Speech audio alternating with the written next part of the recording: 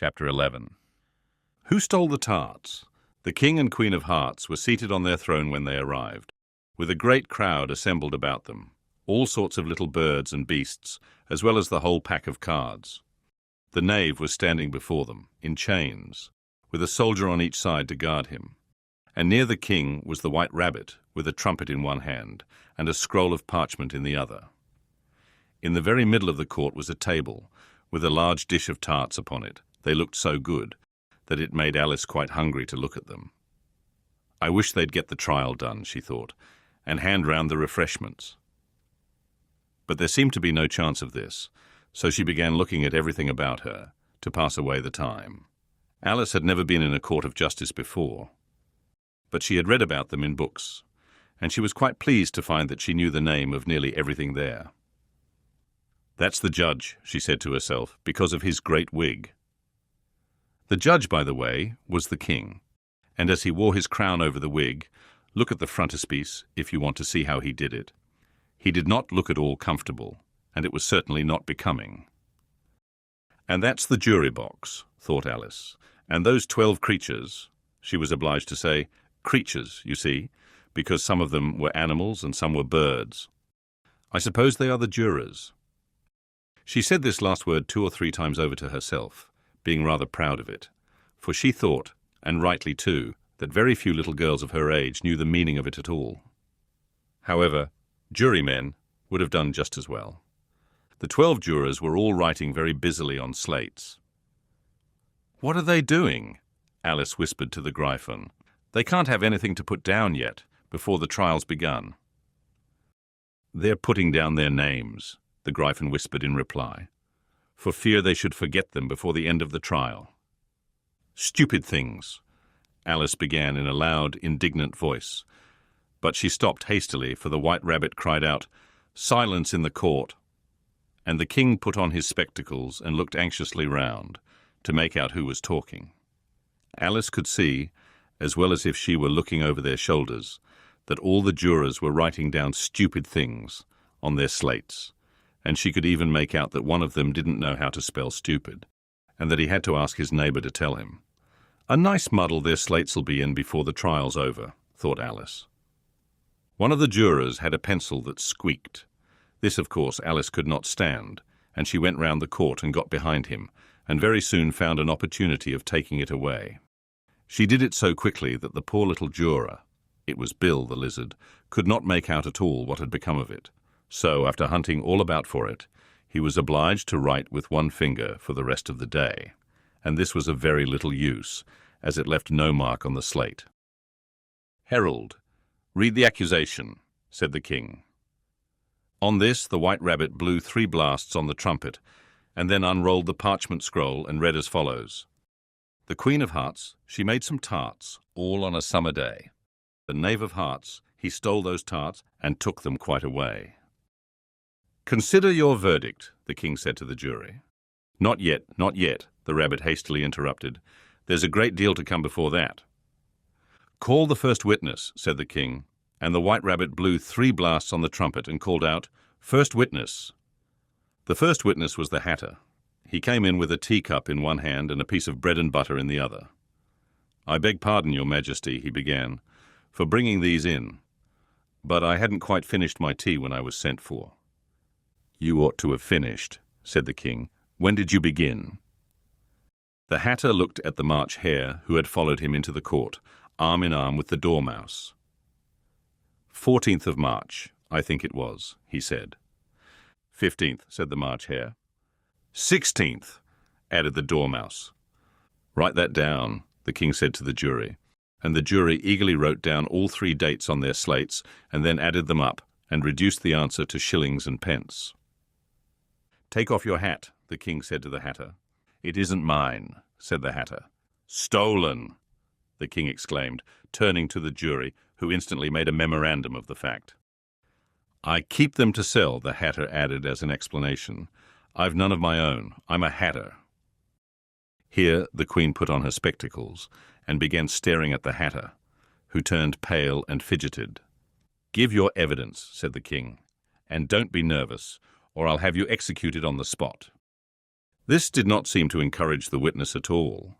He kept shifting from one foot to the other, looking uneasily at the Queen, and in his confusion he bit a large piece out of his teacup instead of the bread and butter.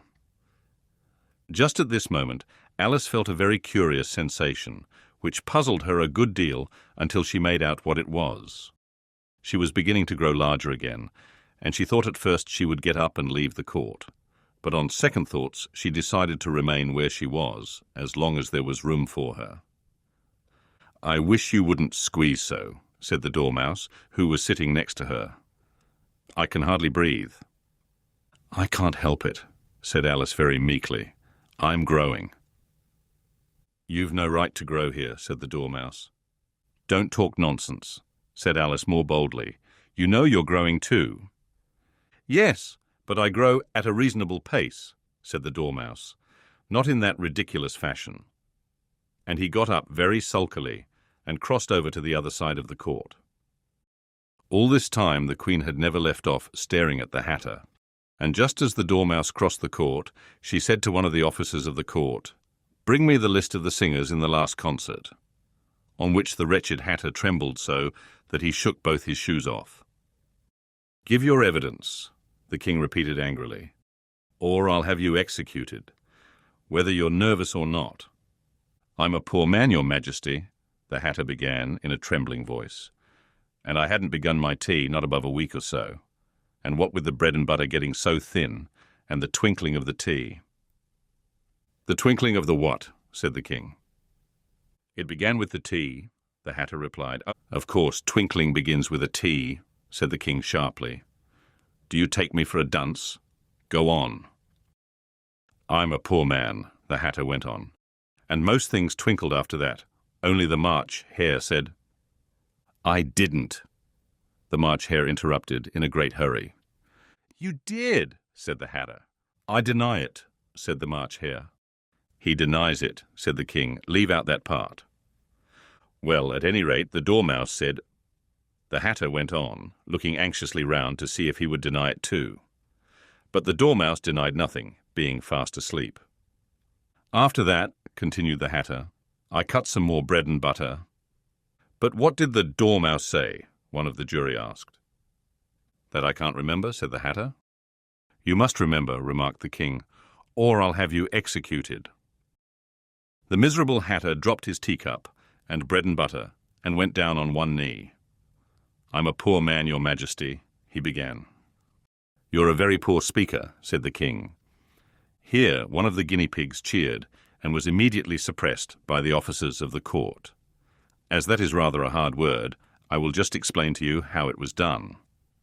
They had a large canvas bag which tied up at the mouth with strings. Into this they slipped the guinea pig head first and then sat upon it.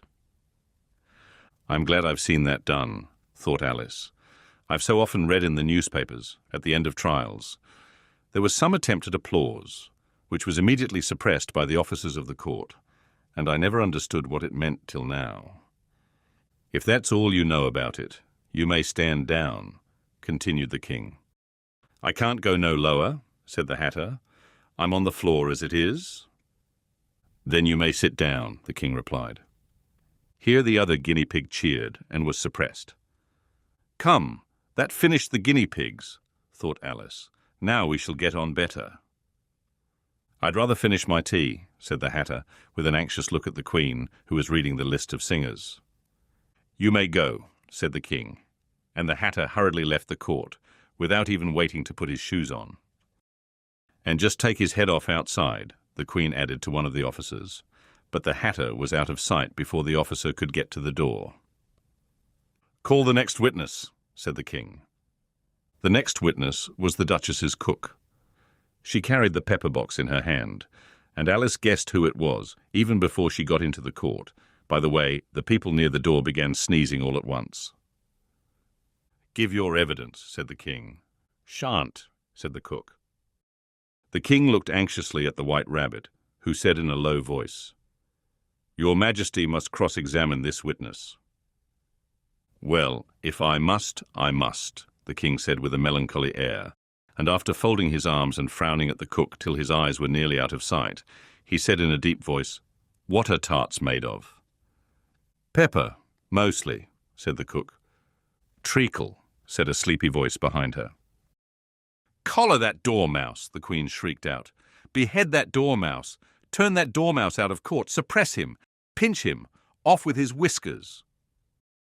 For some minutes the whole court was in confusion, getting the dormouse turned out, and by the time they had settled down again, the cook had disappeared.